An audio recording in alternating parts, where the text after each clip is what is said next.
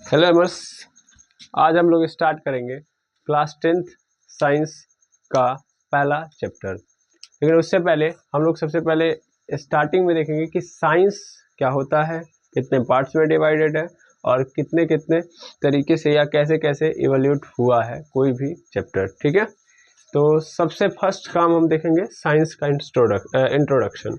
Because आप science की बात करोगे तो साइंस जो होता है वो आपके किसी भी बुक में या किसी भी क्लास में देखोगे तो 3 पार्ट्स के अंदर डिवाइडेड है, फिजिक्स, केमिस्ट्री एंड बायोलॉजी। आपको साइंस के बुक के अंदर यही 3 मतलब पोर्शन नज़र आएंगे। पूरे साइंस को 3 पोर्शन में आपको डिवाइडेड करके ही दिया जाएगा, ठीक है ना। और आगे जब जाएंगे तो इनके अंदर भी फर्दर आपको क्लासिफिकेशन नज़र आएंगे।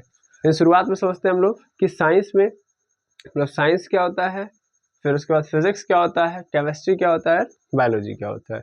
उसके बाद हम स्टार्ट करेंगे साइंस में क्लास 10th का फर्स्ट चैप्टर और देखा जाएगा कि किस में से स्टार्ट किया जाए, फिजिक्स का स्टार्ट करें कि केमिस्ट्री का कि बायोलॉजी का। चलिए देखते हैं साइंस के बारे में। तो आप जिस साइंस की बात करते हो, साइंस है क्या एक्चुअल में? साइंस को हिंदी में बोलते हैं विज्ञान। क्या बोलते हैं? विज्ञान।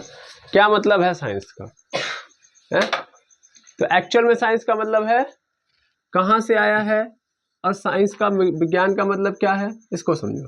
देखो यार, इस दुनिया के अंदर किसी भी चीज के बारे में अगर तुमने जानकारी है, ठीक है ना, तो वो ज्ञान है। जानकारी को क्या बोलते हैं हम लोग? ज्ञान। यानी अगर आप किसी चीज के बारे में जान रहे हो तो दैट मीन्स वो क्या है? ज्ञान है, नॉलेज है। लेकिन अगर आप उसके बारे में जानना चाहते हो, मतलब जितना आपके पास ज्ञान है वो सभी लोगों के पास है, तो सामान्य ज्ञान होता है। उसको ही हम लोग क्या बोलते हैं? सामान्य ज्ञान, जनरल नॉलेज। लेकिन अगर आप उसके बारे में क्या चाहते हो, और अच्छे से जानना चाहते हो, या एक ऐसी चीज जानना चाहते हो जो सबको नहीं पता है ना। यानी आप चाहते हो कि ये तो सबको पता है, हम चाहते हैं कि स्पेशल उसके अंदर से क्या लेके आए? नॉलेज। यानी किसी चीज के बारे में आप क्या चाहते हो? Special knowledge. तो वो सब्जेक्ट कौन सा है जो आपको ये स्पेशल नॉलेज देगा? साइंस। साइंस क्या करता है? किसी भी ज्ञान, किसी भी नॉलेज को स्पेशल बना देता है। ठीक है, मतलब समझना।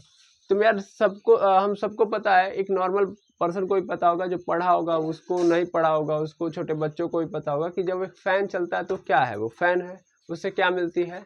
हवा मिलती है। सबको इतना ही तो पता होगा, है ना। लेकिन अगर तुम्हें इसके बारे में स्पेशल नॉलेज चाहिए, जैसे कि ये कैसे चल रहा है, कैसे काम कर रहा है ना, तो वो कहाँ से मिलेगा तुम्हें? साइंस से। साइंस क्या बताएगा तुमको कि इसके अंदर क्या क्या लगा होगा, कौन कौन से पार्ट्स होंगे, क्यों आखिर यही पार्ट्स है ना, और कैसे ये काम कर रहा होगा। ठीक, क्या ऐसा कर दोगे तो खराब हो जाएगा। तो हर एक चीज कौन बता रहा होगा? साइंस। एक्चुअल में किसी भी ऑब्जेक्ट के बारे में जब आप चाहते हो कि हम इसके बारे में स्पेशल नॉलेज लें, तो कहाँ से मिलेगा आपको? साइंस से।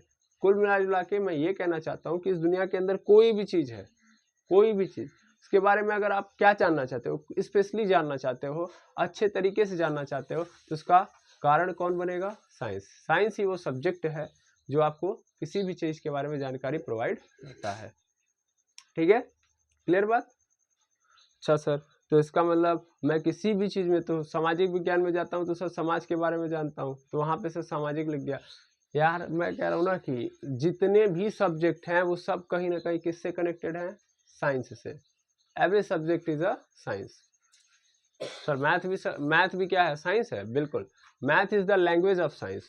साइंस की भाषा कौन है? मैथ है, गणित। तो हर सब्जेक्ट कहीं ना कहीं से क्या है, क्या जुड़ा हुआ, किससे जुड़ा हुआ है?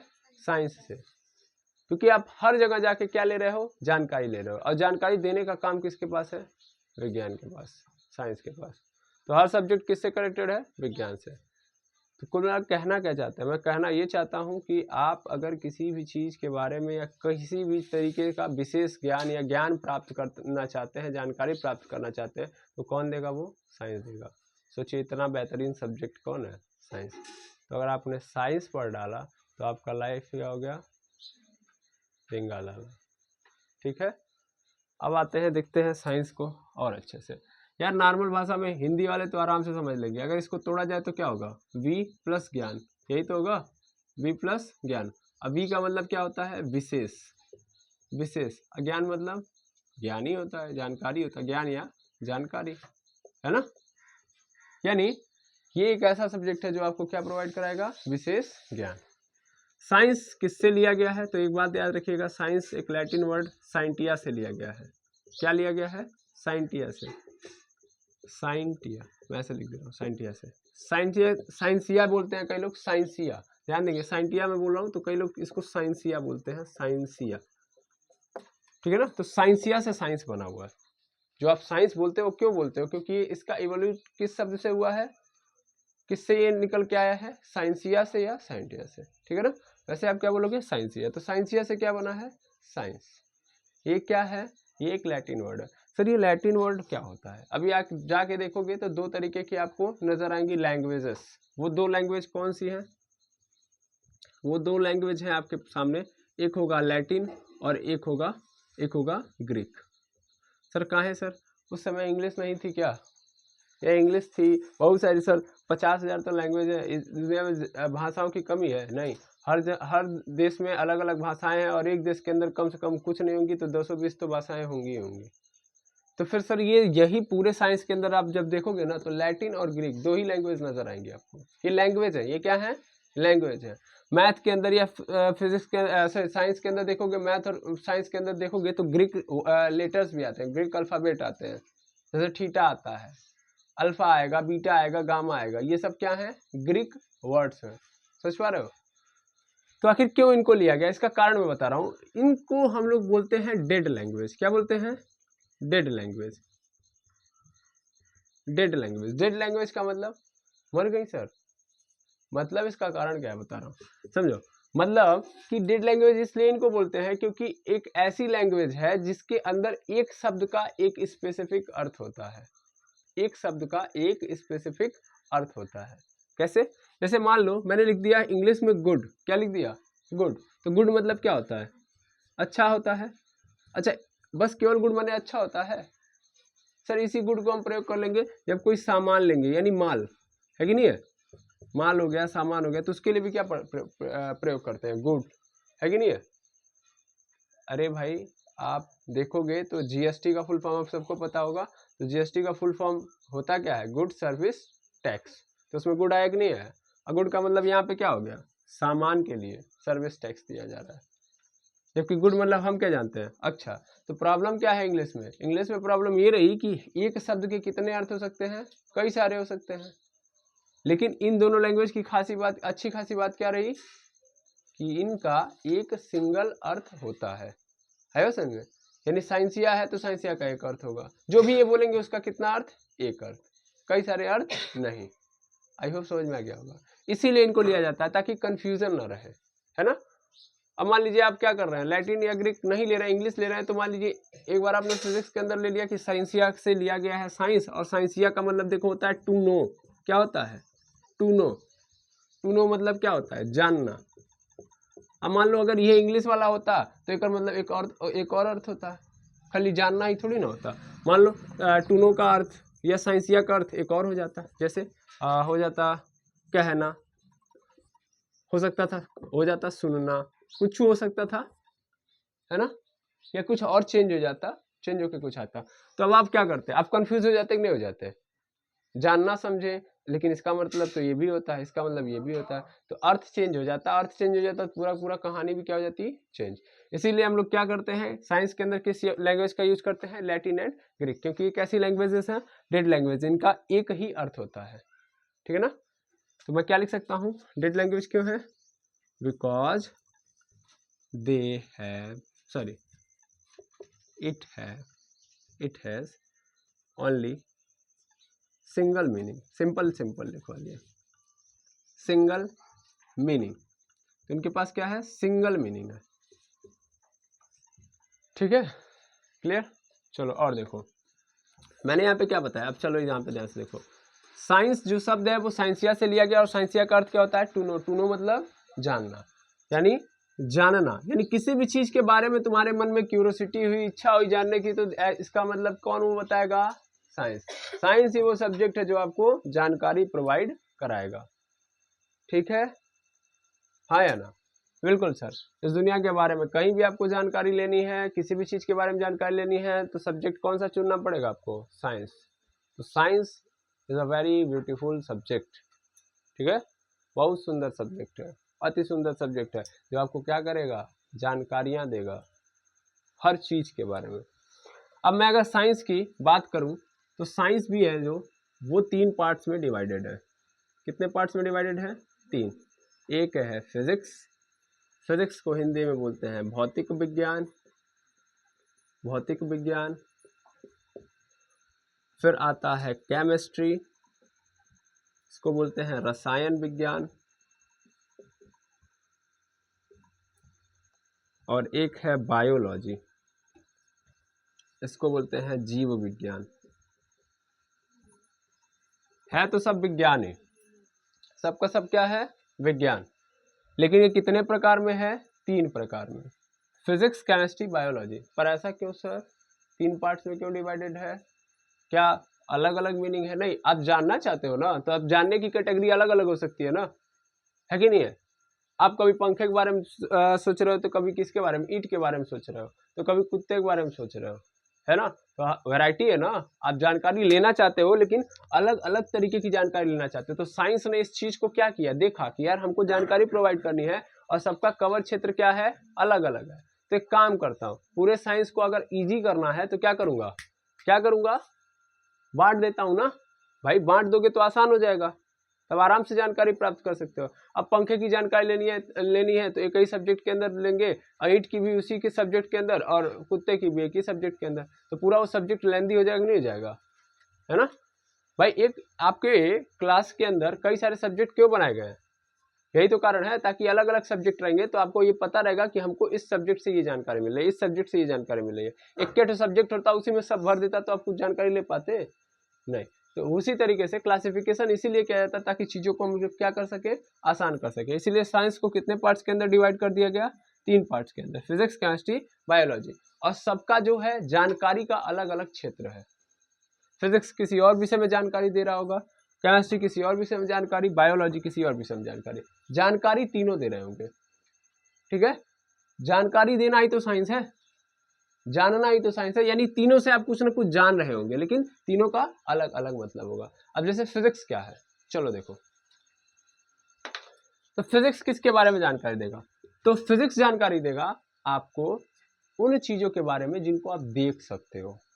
ठीक है ना, सिंपल सिंपल, जिन जिन चीजों को आप देख सकते हो उस लेवल पे फिजिक्स बात करता है। ठीक है, ऐसा नहीं सर एटॉमिक लेवल पे बात नहीं करता, फिजिक्स उस लेवल पे भी बात करता है, यानी जहां तक आप सोच सकते हो। लेकिन इसमें खेल जानते हो किसका होता है, इसमें खेल होता है ऊर्जा का। जहां जहां ऊर्जा वहां वहां फिजिक्स। ऊर्जा तो पूरे पदार्थों में है, लेकिन ऐसी ऊर्जाएं जो हमको दिख रही हैं, मतलब सॉरी दिखने वाले पदार्थों के अंदर व्याप्त हैं, या हम ये एज्यूम कर सकते हैं कि हम किसी पदार्थ को ऊर्जा दे रहे हैं तो उस पदार्थ के अंदर क्या चेंज आ रहा है, क्या परिवर्तन आ रहा है। फिजिक्स उस पर काम करता है। फिजिक्स किस पे काम करता है कि किसी पदार्थ को क्या दिया मैंने, ऊर्जा। क्या दिया, ऊर्जा। किसको दिया, पदार्थ को। पदार्थ को क्या मिल गया, ऊर्जा। जब पदार्थ को मिल गया ऊर्जा, तो इस पदार्थ के अंदर क्या परिवर्तन आया, इस परिवर्तन के बारे में आप जानकारी लोगे। जैसे खुद देखो ना, अभी जस्ट एग्जांपल तुमने लिया किसका, पंखे का। यार पंखा चलेगा अपने मन से अगर करंट ना फ्लो कराया जाए, तो एक्चुअल में तुम लोग, नॉर्मल व्यक्ति करंट समझेगा, बिजली समझेगा, लेकिन एक्चुअल में वो नहीं है। एक्चुअल में फैन को क्या मिलता है, फैन को मिलता है कौन सी एनर्जी, इलेक्ट्रिकल एनर्जी। यानी फैन को कौन सी एनर्जी प्रोवाइड कराई जाती है, इलेक्ट्रिकल एनर्जी। और जब फैन को इलेक्ट्रिकल एनर्जी मिलती है तब जाकर किस किस एनर्जी में कन्वर्ट होता है, तब वो कन्वर्ट हो जाता है मैकेनिकल एनर्जी में। मैकेनिकल एनर्जी मतलब घूमने लगता है। इलेक्ट्रिकल एनर्जी से किस में कन्वर्ट हो जाता है, मैकेनिकल एनर्जी में, और वो क्या होने लगता है, घूमने लगता है। इसका मतलब मैं क्या समझू, इसका मतलब ध्यान से समझो, तो इसका मतलब ये हुआ कि तुमने कौन सी एनर्जी दी उसको, इलेक्ट्रिकल एनर्जी, उसके बाद वो घूमने लगा कि नहीं घूमने लगा। तो एनर्जी, पंखे को कौन सी एनर्जी, ये एनर्जी दोगे तो ये काम करेगा। कोई और एनर्जी देंगे काम करेगा पंखा, नहीं। तो हर पदार्थ अपने अपने अंदर एक व्याप्त क्षेत्र रखता है कि हमको ये एनर्जी दोगे तो हम ये काम करेंगे। फिजिक्स उसी को डील करता है कि हम इसको ये एनर्जी देंगे, ये कैसे काम करेगा। ठीक है, तो ये कैसे काम करेगा, आई होप यू अंडरस्टैंड। हर पदार्थ या हर एक चीज, जैसे देखो इसमें बहुत सारी चीजें हैं, जैसे कि आप देखोगे, अगर अपने आसपास देखोगे तो बहुत सारी घटनाएं हो रही हैं। जो घटनाएं हो रही हैं और आप उनको देख पा रहे हो, वो सब की सब किसके अंदर आती हैं, फिजिक्स के अंदर। समझ पा रहे हो, हाँ या ना? यस और नो? बिल्कुल। तो फिजिक्स क्या करता है, किसी भी पदार्थ को अगर ऊर्जा दो, एनर्जी दो तो उस सब्सटेंस के अंदर क्या चेंज आता है और कैसे उसका मैकेनिज्म काम करता है, यानी वो चेंज क्यों लेके आता है, क्या होता है, इन सब के बारे में कौन डील करता है? फिजिक्स। ठीक है। फिजिक्स की बात करोगे तो ये किस शब्द से लिया गया है? ये फ्यूजिस से लिया गया है। फिजिक्स किससे लिया गया है? फ्यूजिस से। यहाँ पे मैं लिख दे रहा हूँ, पहले आप इसको फटाफट क्या कर लीजिए, इसको नोट कर लीजिएगा, यहाँ पे मैं मिटा दे रहा हूँ। ठीक है, चलिए तो मैं इसको मिटा रहा हूँ।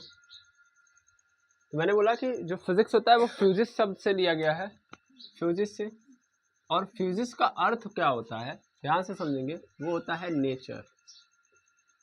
नेचर मतलब प्रकृति, हमारे आसपास का वातावरण, वही क्या है? प्रकृति है। हमने जब जन्म लिया तो जन्म होने के बाद वो सभी चीज़ें जो हमने भगवान ने दी है ना, जो हमें भगवान ने दी है, जो हमारे एटमॉस्फेयर में नज़र आ रही हैं, एटमॉस्फेयर कह रहा हूँ, सराउंडिंग में चीज़ें नज़र आ रही हैं, वो सब नेचर का ही तो पार्ट है। हम लोग स्वयं नेचर का पार्ट है। फिर हम लोगों के बाद जब भगवान ने जो दिया उसके बाद हम लोगों ने भी क्या किया, उन चीज बहुत सारी चीज़ें अपनी सुविधाओं के लिए बनाया कि नहीं बनाया, ताकि हम इजी जीवन जी सके, आसानी से जीवन जी सके। जैसे कि भाई पंखा भगवान ने दिया था, कूलर भगवान ने दिया था, बिजली भगवान ने दिया था, नहीं ना, वो हमने बनाया। तो अभी वो सभी चीज़ें किसका पार्ट है? नेचर का पार्ट है। तो नेचर के अंदर जो भी घटनाएं हो रही हैं, जो भी इवेंट हो रहे हैं, उन सभी के बारे में आपको आप अगर आंसर क्वेश्चन कर रहे हैं कि क्यों हो रही हैं, कैसे हो रही हैं, तो जब भी आपने क्यों और क्यों कैसे किया तो तुरंत किसका वो कवर क्षेत्र बन जाएगा? साइंस का।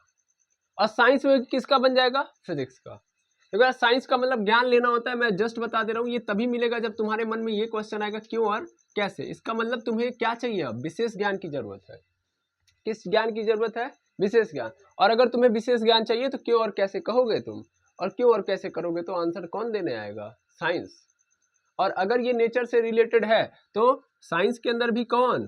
फिजिक्स। यानी फिजिक्स वो ब्रांच मैनेजर है जो संभाल रहा होगा इन बातों को, नेचर से संबंधित बातों को। ठीक है।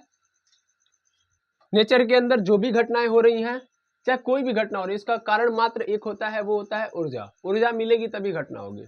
आपके पास पैसा ना रहे तो आप कुछ नहीं करोगे, है ना। पैसा आते ही उत्पात मचाओगे ही मचाओगे। सेम सिचुएशन वही है कि यहाँ पे अगर ऊर्जा मिलेगी तो पदार्थ के अंदर परिवर्तन आएगा, हमको पैसा मिलेगा तो हमारे डे टू डे लाइफ के अंदर क्या आ जाएगा? चेंज आ जाएगा, सेम टू सेम। तो वो चेंज कैसे होगा, क्यों होगा, इन सब के बारे में कौन बता रहा होगा? फिजिक्स बता रहा होगा। क्यों कैसे किया तो तुरंत कहाँ पहुँच गए? साइंस के पास। यानी अब तुम्हें किस चीज़ की जरूरत है? जैसे अभी जस्ट मैंने एग्जांपल दिया, पंखा, ये पंखा है, हवा देता है, लेकिन क्यों देता है, कैसे देता है, ये क्वेश्चन तुमने कर दिया तो साइंस आंसर देगा। ठीक है। साइंस के अंदर भी कौन देगा? फिजिक्स, क्योंकि वो हमारे नेचर का पार्ट है पंखा। ठीक है, यस और नो? तो कोई भी चीज कैसे काम करती है, क्यों काम करती है, इस चीज को कौन बता रहा होगा? फिजिक्स। ऊर्जा दोगे उसके अंदर क्या चेंज आ रहा है, वो फिजिक्स का काम है। ये दोनों बातें एक ही है भैया, कैसे काम कर रहा है, क्यों काम कर रहा है। तो ऊर्जा दिए, पदार्थ के अंदर क्या आ गया? परिवर्तन। तो परिवर्तन क्यों आया, कैसे आया, यही तुम पूछ रहे हो। सिंपल बात समझ। इसके अंदर अगर बात की जाए तो बहुत सारे साइंटिस्ट आए होंगे, लेकिन इसमें बहुत सारे अलग अलग इरा में अलग अलग साइंटिस्टों ने काम किया। शुरुआती इरा में अगर देखा जाए फिजिक्स के अंदर तो सबसे ज्यादा काम कोई किया है फिजिक्स के अंदर शुरुआती इरा में, तो माना जाता है गैलीलियो गैलीली को। ठीक है ना, गैलीलियो गैलीली को। ये मरते हैं, फिर दूसरे नंबर पे इनके बाद जस्ट पैदा होंगे सर आइजक न्यूटन। इनको सब लोग जानते होंगे, सर आइजक न्यूटन। ये मरते हैं, उसके बाद फिर नए साइंटिस्ट पैदा होते हैं, उनका नाम होता है अल्बर्ट आइंस्टाइन। ठीक है, मैं हिंदी में लिख रहा हूँ, इंग्लिश में लिख रहा हूँ, बात एक ही है। गैलीलियो गैलीली को इंग्लिश में भी गैलीलियो गैलीली ही बोलेंगे, सर आइजक न्यूटन को इंग्लिश में सर आइजक न्यूटन ही बोलेंगे, और अल्बर्ट आइंस्टाइन को अल्बर्ट आइंस्टीन ही बोलेंगे। ठीक है, सुनो, तो ये अलग अलग इरा में इनको बोला जाता है फादर ऑफ फिजिक्स। यानी भौतिक विज्ञान के जनक। अब जनक का मतलब होता है कि जिन लोगों ने अब इतना काम किया जिसके कारण ये जो आप फिजिक्स है आप पढ़ पा रहे हो, मतलब इन लोगों ने ज्यादा काम किया। सिंपली समझ पा रहे हो ना। इन लोगों ने ऐसे ऐसे काम किए जिसके कारण आप फिजिक्स आसानी से पढ़ पा रहे हो। यानी इसका जो उद्देश्य है कि किसी पदार्थ को ऊर्जा दोगे तो उसके अंदर परिवर्तन आएगा, तो कैसे आएगा, क्यों आएगा, इस क्वेश्चन को जब तुम करो तो उसको प्राप्त करने के लिए, उसका आंसर प्राप्त करने के लिए इन लोगों ने बड़ा काम किया ताकि आपको हर प्रश्न का उत्तर मिल पाए। शुरुआती इरा में गैलीलियो ये मरते हैं, उसके बाद सर आइजैक न्यूटन पैदा होते हैं। 4 दिन बाद ही सर आइजैक न्यूटन पैदा हो जाते हैं। फिर उसके बाद कौन आते हैं? Albert Einstein. सबका काम अलग अलग है ना। अब जब आप देखोगे तो शुरुआती दौर में ये आएंगे, फिर न्यूटन के बारे में आप सभी लोग जानते होंगे कि इन्होंने बहुत सारा काम किया है, मोशन के बारे में काम किया, लाइट के बारे में काम किया है, कैलकुलस के बारे में काम किया। तो काम की बात ही मत करिए, इनफाइनाइट काम किया, अनगिनत। और अल्बर्ट आइंस्टाइन की बात करोगे तो इन्होंने तो सबसे बड़ा काम ये किया था कि एक हाइपोथेसिस दिया था, थ्योरी ऑफ रिलेटिविटी, जहाँ पे उन्होंने बताया था कि हर एक एवरीथिंग इज एनर्जी, यानी सब कुछ किससे मिलकर बना हुआ है? एनर्जी से मिलकर बना हुआ है। यानी जिसके पास मास है वो उसको हम किस में कन्वर्ट कर सकते हैं? एनर्जी में। और भी हाइपोथेसिस दिए थे कि कोई भी ऑब्जेक्ट स्पीड ऑफ लाइट से नहीं, लाइट की स्पीड से तेज नहीं चल सकता, ठीक है ना। और टाइम क्यों अलग अलग प्लैनेट पे स्लो हो जाता है, क्यों अलग अलग प्लैनेट पे फास्ट हो जाता है, इसका कारण भी इन्होंने बताया था, ठीक है ना। और इन्होंने एक और काम किया था, एक क्या बोलते हैं, फोटो इलेक्ट्रिक इफेक्ट, विद्युत प्रकाश को, मतलब विद्युत प्रकाश या विद्युत प्रकाश प्रभाव को एक्सप्लेन किया था। तो इसके लिए इनको 1921 में नोबेल प्राइज मिला था, ठीक है। तो बहुत सारा काम किया गया, एक एक हम लोग बारी बारी समझेंगे। हमारी एक सीरीज आएगी एक बार, किसके ऊपर? साइंटिस्टों के ऊपर। तो एक सीरीज चल रही होगी साइंटिस्टों के ऊपर, बारी बारी हम हर साइंटिस्ट को अच्छे से डिफाइन कर रहे होंगे और उनके काम को भी अच्छे से एनालाइज करेंगे। इसीलिए मैं अभी आपको इतना ही समझा रहा हूँ। अब आते हैं केमिस्ट्री के बारे में समझते हैं। तो फिजिक्स के बारे में तो समझ लिया। देखो केमिस्ट्री कहाँ से आई है? तो मिस्र एक देश था, मिस्र देश आप सभी लोग जानते हो। मिस्र देश कहाँ पे पड़ता है बताइए? अफ्रीका कॉन्टिनेंट में पड़ता है, नील नदी के किनारे बसा हुआ देश है ये, ठीक है, ध्यान देंगे। तो मिस्र देश के अंदर हुआ क्या कि एक घटना हुई कि वहाँ पे एक जगह पे काली मिट्टी पाई गई। क्या पाई गई? काली मिट्टी। तो लोगों के मन में क्यूरियोसिटी आई, इच्छा जागरूक हुई, जानने की इच्छा जागृत हुई कि आखिर ये मिट्टी काली क्यों है, आखिर ये मिट्टी काली क्यों है। तो इन्होंने क्या जानना चाहा कि आखिर मिट्टी काली क्यों है, आखिर मिट्टी काली क्यों है। अब क्यों जो ही तुमने क्वेश्चन किया तो ये किसका पोर्शन बन गया? किसी भी पदार्थ के बारे में तुमको जानना है तो क्या क्यों का आंसर करोगे तो कहाँ पे चले जाओगे? साइंस के पास। अब साइंस, अभी देखो ऊपर वाला तो ये कर रहा था ना कि किसी पदार्थ को ऊर्जा दोगे तो क्या परिवर्तन आएगा, है ना, ये कैसे काम करता है, क्यों काम करता है। लेकिन यहाँ पे क्वेश्चन आ गया कि ये पदार्थ यानी ये जो मिट्टी है वो किससे बनी है, आखिर ये मिट्टी काली क्यों है। तो यहाँ पे पहली बार क्वेश्चनिंग का मतलब क्वेश्चन हुआ किस चीज का, जानते हो किस चीज का? कि कोई पदार्थ कैसे बना है, कोई पदार्थ कैसे बना है। How to made up of a substance, एक पदार्थ कैसे बना हुआ है। तो आप जो भी चीजें देखते हो, अभी हमको पंखा मिलेगा तो हम पंखा में ये नहीं देखेंगे कि पंखा काम कैसे करता है, हम ये देखेंगे कि पंखे के अंदर जो ब्लेड लगा हुआ है वो कौन सा पदार्थ है, किस प्रकार का पदार्थ है, ठीक है ना। हमने उसके अंदर जो तार यूज किया उसके अंदर क्या हो रहा है, यानी वो किस चीज का बना हुआ है। आया समझ में? पंखा किससे बना हुआ है, दीवार किससे बनी हुई है, दीवार के पार्टिकल कौन से एटम लगे हुए हैं, कौन से एलिमेंट लगे हुए हैं, है ना, किस प्रकार के तत्वों से मिलकर यह पदार्थ बना है। तो कोई पदार्थ कैसे बना है इस चीज को कौन डिफाइन करता है? केमिस्ट्री। यानी केमिस्ट्री का काम क्या है कि अगर कोई पदार्थ है तो वो कैसे बना है। अच्छा मैं बार बार पदार्थ यानी सब्सटेंस की बात कर रहा हूँ तो कई लोग कंफ्यूज है पदार्थ किसको कहते हैं। इस दुनिया में हर एक चीज जो हमारे आसपास है वो सब की सब क्या है? पदार्थ है भाई। वैसे अगर देखोगे तो क्राइटेरिया फिक्स कर लो कि जिसके पास क्या होता है? द्रव्यमान, यानी क्या होता है? मास। क्या होगा? मास। पदार्थ को इंग्लिश में बोलते हैं सब्सटेंस या मैटर, सब्सटेंस या मैटर। अभी नहीं कि नाम अलग अलग है तो काम अलग अलग होगा, नहीं, सब्सटेंस या मैटर कुछ भी बोलो, है ना। पदार्थ को एक और नाम हिंदी में दिया है तो देखो पदार्थ सब्सटेंस बोलते हैं तब, और इसी को हम लोग द्रव्य बोलते हैं। क्या बोलते हैं? द्रव्य। तो द्रव्य बोलेंगे तो मैटर बोलेंगे, द्रव्य को इंग्लिश में मैटर और हिंदी में द्रव्य, सब्सटेंस को हिंदी में पदार्थ और इंग्लिश में सब्सटेंस। क्लियर है? नाम भले अलग अलग है लेकिन है एक ही चीज, ठीक है। तो जिसके पास द्रव्यमान होता है, द्रव्यमान मतलब भारी हो, क्या हो, भारी। भाई ये बुक है मेरे पास, ये बुक क्या है, भारी है कि नहीं है, अगर मैं उठा रहा हूँ तो भारी लग रहा है कि नहीं लग रहा है, इसका मतलब इसके पास क्या है, द्रव्यमान है। और एक पहली बात हो गई। दूसरी बात, स्पेस ऑक्यूपाई करना चाहिए, यानी जगह घेरना चाहिए। क्या घेरना चाहिए, जगह, जगह घेरना चाहिए। तो यानी जगह घेरे, वो स्पेस ऑक्यूपाई करे। तो अगर स्पेस ऑक्यूपाई कर रही है तो उसको क्या बोलेंगे, यानी दो चीजें हैं, पहला चीज तो भार है और दूसरा चीज जगह घेर रही है। ये मेरे हाथ पे रख दिया गया है तो क्या ये जगह घेर रहा है कि नहीं घेर रहा है मेरे हाथ के ऊपर, है ना। तो इसका मतलब क्या कि इसके पास पहली बात तो भार है, दूसरा ये जगह घेर रहा है, तो इसका मतलब पदार्थ हो गया कि नहीं हो गया। तो इस दुनिया के अंदर हर एक चीज जो आप देख रहे हो वो सब आपके आसपास जो है, एक्चुअल में आप देखोगे तो हवा नहीं दिखाई देती है, लेकिन वो भी क्या है, पदार्थ है, क्योंकि उसका भी क्या है, भार है। और आप ऊपर से देखोगे तो हवा ने भी पृथ्वी के ऊपर जगह घेरा हुआ है, ठीक है, हाँ या ना। चूंकि उसके कण दूर दूर होते हैं इसलिए हम लोग उसके अंदर रह जाते हैं। तो हर एक चीज पदार्थ है, जिसके पास क्या है, जिसके पास भारी, मतलब जो भारी होगा और जो क्या होगा, जगह घेरेगा, वो क्या कहलाएगा, पदार्थ। क्लियर है बात। पदार्थ किसको कहेंगे, जिसके पास मतलब जो भारी होगा और जो जगह घेरेगा। इस हिसाब किताब से तो आप लोग भी क्या है, पदार्थ है कि नहीं है। आप लोग भी तो क्या किए, भारी है कि नहीं भारी है आप लोग, और बैठे जगह घेरे हुए कि नहीं घेरे हुए।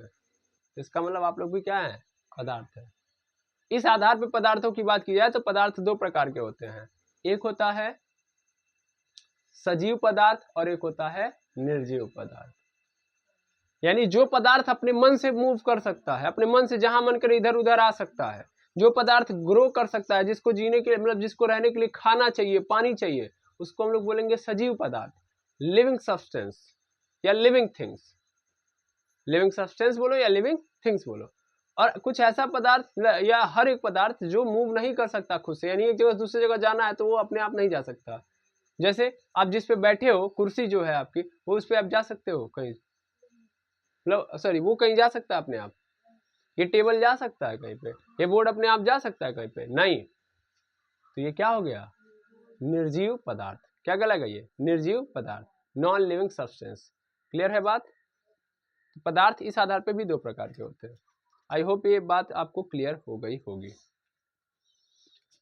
चलो देखो, तो ये बात मैंने यहाँ पे बोली कि कोई पदार्थ यानी कोई भी पदार्थ जो है वो कैसे बना है उसके बारे में कौन डील करता है, केमिस्ट्री। कौन डील करता है, केमिस्ट्री।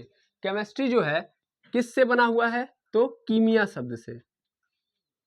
कीमिया, कीमिया एक लैटिन वर्ड है, कीमिया से बना हुआ है। कीमिया का अर्थ ही क्या था, काली मिट्टी। कीमिया का अर्थ क्या था, काली मिट्टी। और यहाँ पे किस चीज को डिफाइन किया जाता है कि कोई पदार्थ किस चीज कैसे बना हुआ है। कैसे का मतलब कौन सा इसके अंदर तत्व लगा हुआ है। तत्व मतलब सर बाद में बताऊंगा, अभी फिलहाल में जान लीजिएगा 118 प्रकार के तत्व होते हैं।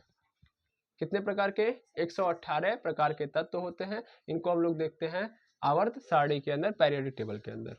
तो कौन से पदार्थ से बना हुआ है, इसके क्या गुण है, ऐसे कैसे ये प्रॉपर्टी आ गई, है ना। तो इन सभी चीज को डिफाइन करते हैं। अब भाई काली मिट्टी है तो इसके अंदर कुछ तो एक्स्ट्रा होगा, कोई भूरी मिट्टी है, कोई सफेद मिट्टी है कि नहीं है। इनके अंदर अलग अलग पार्टिकल होंगे ना, अलग अलग कणों से मिलकर बना होगा, उसके बारे में केमिस्ट्री हमको बताती है। तो आई होप ये बात क्लियर हो गई होगी, यस और नो। अब देखोगे ना यार, तो फिजिक्स के अंदर भी कई सारी ब्रांचेज है, केमिस्ट्री के अंदर भी कई सारी ब्रांचेज है, लेकिन हम बस इतना पढ़ रहे हैं कि केमिस्ट्री क्या बताएगी, फिजिक्स क्या बताएगी। फर्दर फिर हम फिजिक्स से स्टार्ट करेंगे तो फिर ब्रांचेस की बात कर लेंगे, केमिस्ट्री स्टार्ट करेंगे तो केमिस्ट्री की ब्रांचेस की बात कर लेंगे, बायोलॉजी स्टार्ट करेंगे तो बायोलॉजी की ब्रांचेस की भी बात कर लेंगे, ठीक है। चलो अब देख लो बायोलॉजी। तो बायोलॉजी यानी जीव विज्ञान, यहाँ पे ऑलरेडी लिख दिया गया है जीव। अब जीव किसको कहते हैं भैया, इंग्लिश में बोलते हैं लिविंग। क्या बोलते हैं, लिविंग। तो लिविंग किसको कहते हैं, इसके लिए भी कैरेक्टरिस्टिक है, क्या कर सके, जो मूव कर सके। मूव करने का मतलब मोशन कर सके एक जगह से दूसरे जगह, पहली बात। दूसरी बात, ईट, कैन मूव, कैन ईट, ठीक है, कैन ड्रिंक। अब शराब पीने की बात नहीं हो रही है, मतलब पी सके, फिलहाल तो शराब ही कोई दिक्कत नहीं है। उसके बाद कैन, कैन और ग्रोथ, अरे भाई वृद्धि हो सके उसकी, है ना, विकास हो सके उसका। कैन, ग्रोथ के अलावा रिप्रोड्यूस, अपने जैसा एक नया बना सके, है ना। अब एक कुर्सी है, एक नया कुर्सी बना देगी नहीं, है ना। तो ऐसा संभव नहीं है। एक बकरी को देखते हो ना, बकरी हो गया, कुत्ते हो गए, यानी जो भी लिविंग ऑर्गेनिज्म, मनुष्य हो गया, तो अपने जैसा एक बना देते हैं कि नहीं बना देते हैं। तो वो सब किसके अंदर आएंगे? लिविंग के अंदर।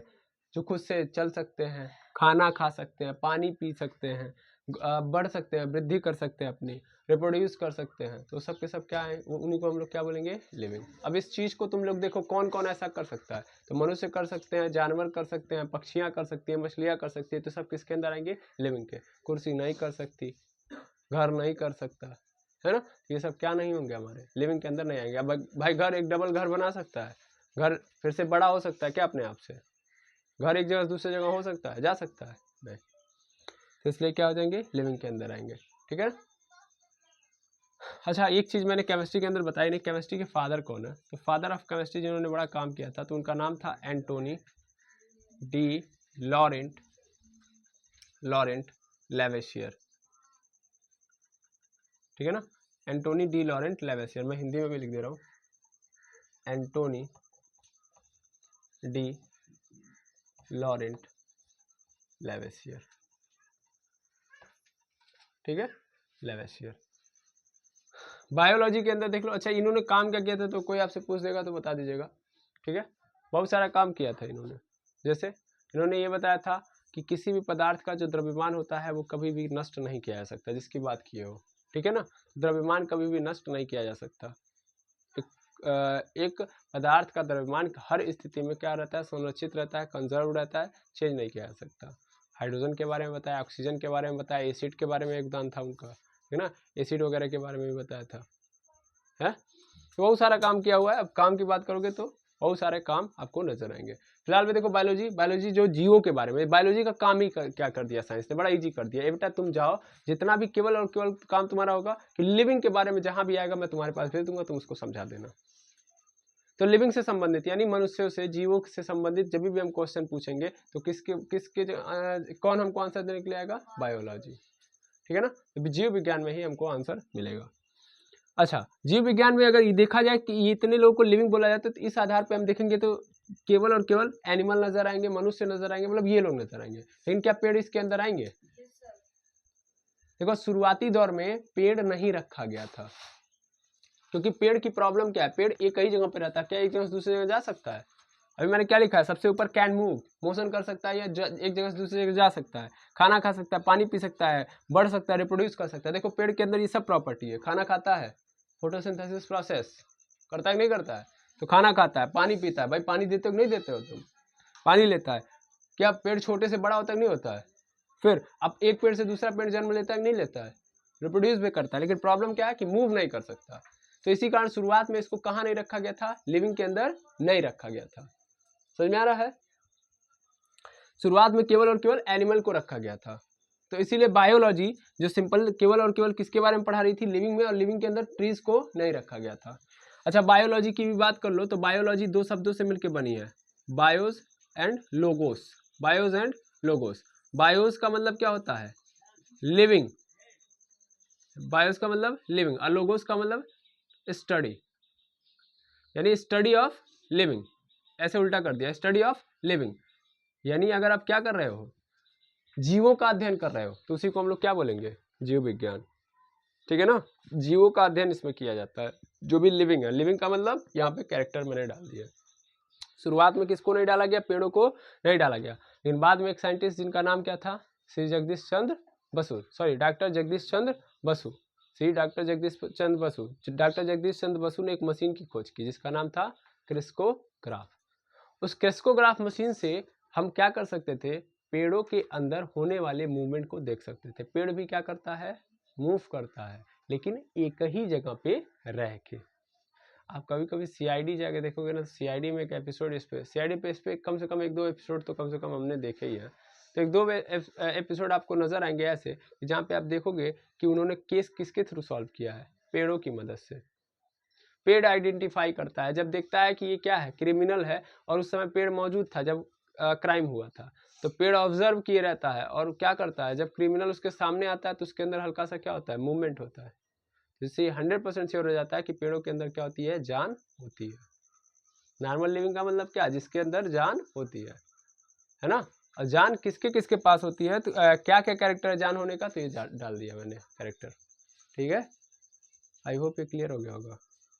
तो जब कौन से साइंटिस्ट डॉक्टर जगदीश चंद्र बसु आते हैं और कौन सी मशीन खोजते हैं, क्रेस्कोग्राफ, तो वहाँ से क्लियर हो जाता है कि पेड़ों के अंदर क्या होती है, जान होती है। और बायोलॉजी फिर दो पार्ट्स में डिवाइड हो जाती है। दो पार्ट्स में क्यों डिवाइडेड होती है, बिकॉज एनिमल का स्ट्रक्चर और पेड़ों का स्ट्रक्चर अलग है। एनिमल यानी हम लोग, मनुष्यों को देखोगे, अच्छा एक मनुष्य के अंदर जो जो दांत है, नाक है, कान है, आँख है, सब है ना। एक गाय के पास भी तो ये सब चीज़ें हैं, क्या एक पेड़ के पास है ये सब चीज़ें, नहीं। तो एक जानवर हो गया, मनुष्य हो गया, इन सबके पास वो फीचर्स है, लेकिन किसके पास नहीं है, पेड़ों के पास नहीं। यानी पेड़ों को अध्ययन करना है तो अलग तरीके से अध्ययन करना पड़ेगा, और बाकी जानवरों को अध्ययन करना है। हम लोग देखो यार, जानवरों की कैटेगरी में आते हैं, है ना, तो हम लोग एनिमल्स की कैटेगरी में आते हैं। ओके, तो एनिमल्स का स्ट्रक्चर अलग है और प्लांट्स का कैरेक्टर और स्ट्रक्चर क्या है, अलग है। इसीलिए क्या करते हैं हम लोग, दो पार्ट्स में बायोलॉजी को पढ़ते हैं। जिस पार्ट्स में हम लोग क्या पढ़ते हैं, एनिमल के बारे में, बोर्ड तो भर चुका है, ठीक है, तो मैं यहाँ पे डाल दे रहा हूँ। जिस पार्ट्स में हम लोग पढ़ते हैं किसके बारे में, एनिमल के बारे में, तो उसको बोलते हैं हम लोग जूलॉजी।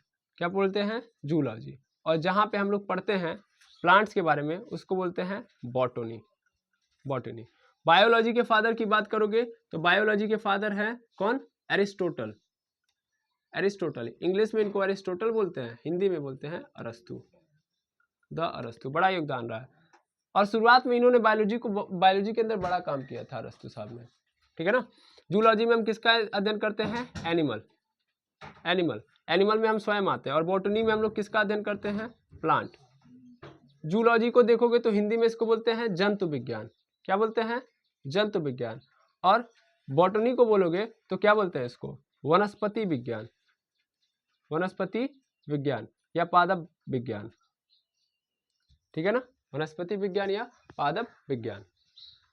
समझ में आई बात। तो बॉटनी और जूलॉजी। देखो शुरुआत में बायोलॉजी को चलाने वाले एरिस्टोटल साहब थे, और बायोलॉजी में शुरुआत में किसके बारे में स्टडी की जाती थी, एनिमल के बारे में। तो इसीलिए जब जूलॉजी कैटेगराइज हुआ, यानी जब जूलॉजी क्या हुआ, जूलॉजी और बॉटनी बना बायोलॉजी के अंदर, तो जूलॉजी के फादर फिर कौन बन गए, एरिस्टोटल साहब। क्योंकि एरिस्टोटल साहब एनिमलों पे ही तो काम किए थे। लगभग 500 जानवरों के या 500 अलग अलग प्रकार के जानवरों की जातियों के बारे में उन्होंने क्या किया था, गहन अध्ययन करके एक किताब लिखी थी, ठीक है ना, जिसका नाम था हिस्टोरिया एनामेलिया, ठीक है ना, इसका नाम था हिस्टोरिया एनामेलिया। बाद में जब बॉटनी जैसी संस्था बन जाती है जिसमें पादप जगत की बात होती है, तो वहाँ पे एरिस्टोटल साहब का योगदान कम है, वहाँ पे उन्होंने उतना काम नहीं किया। वहाँ पे एक नए साइंटिस्ट आते हैं जिनका नाम होता है थियोफ्रेस्टस, जिन्होंने प्लांट्स के 500 अलग अलग, उन्होंने 500 अलग अलग जानवरों की, तो इन्होंने 500 अलग अलग पौधों की क्या की, जानकारी ली, अलग अलग प्रकार की जातियों के पौधों की जानकारी ली, और उनके बारे में एक किताब लिखी, हिस्टोरिया प्लांटेरम, ठीक है ना। तो थियोफ्रेस्टस बॉटनी के फादर हो जाएंगे, और जूलॉजी के फादर कौन हो जाएंगे, तो वो हो जाएंगे आपके एरिस्टोटल साहब। आई होप ये बात क्लियर हो गई होगी। जूलॉजी में हम लोग एनिमल्स के बारे में पढ़ते हैं, बॉटनी में हम किसके बारे में पढ़ते हैं, तो प्लांट्स के बारे में पढ़ते हैं, ट्रीज के बारे में पढ़ते हैं। तो आई होप ये पूरा का पूरा मैंने आपको जो बताया वो क्लियर हो गया होगा, ठीक है। आप लोग इस एक बार करेंगे, फिर मैं एक बार कल रिवाइज करा के अगर कुछ बचा होगा तो मैं आपको पुनः समझाऊंगा, ठीक है। तो आज के लिए बस इतना ही, मिलते हैं नेक्स्ट वीडियो में। Thank you very much. बस